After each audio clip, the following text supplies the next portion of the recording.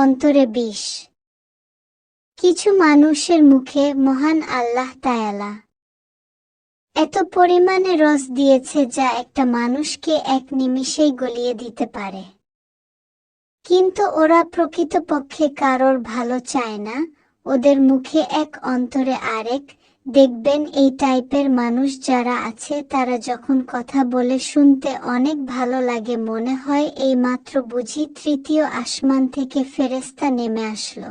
এরা এত সুন্দর করে বুঝ দিবে আপনার মনে হবে এই মানুষ আসলেই আমার ভালো চায়, কিন্তু প্রকৃতপক্ষে তার বিপরীত, সে কখনোই আপনার ভালো চায় না।